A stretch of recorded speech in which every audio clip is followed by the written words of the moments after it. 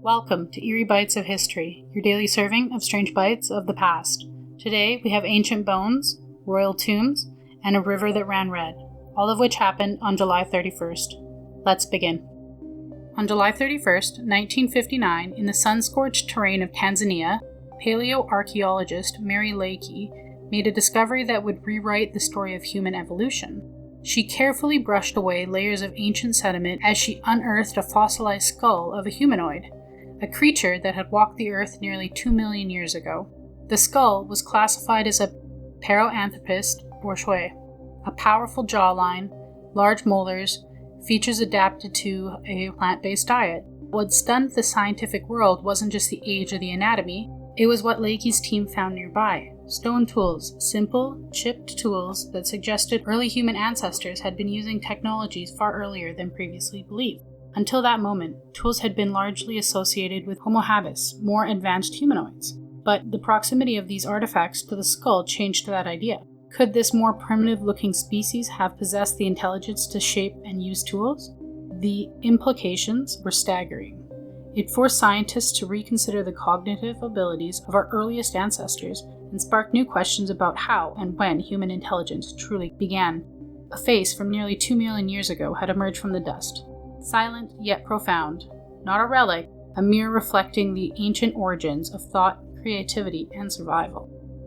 On July 31st, 1977, deep in the hills of Virginia, Greece, archaeologist Manolis Andronikos made a discovery that would send shockwaves through the world of ancient history. Beneath a large, unassuming mound lay a royal tomb, undisturbed, untouched, for over 2,000 years.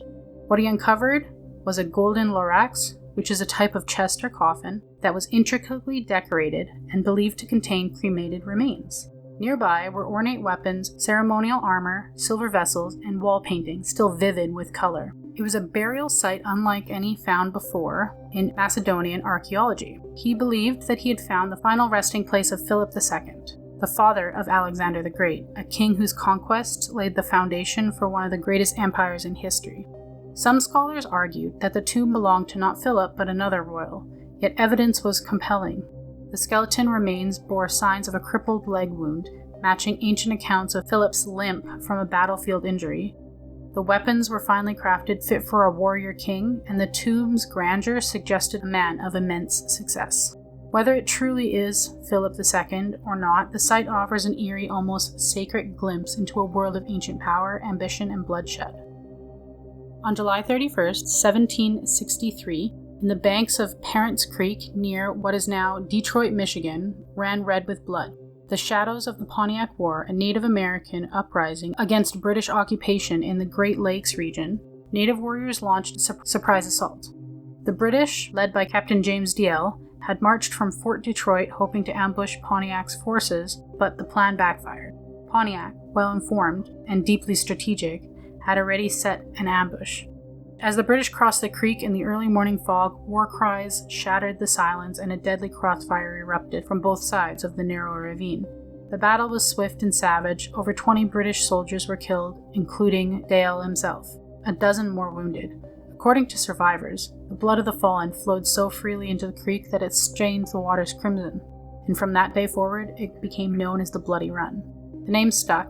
It became more than a battlefield. It became a legend.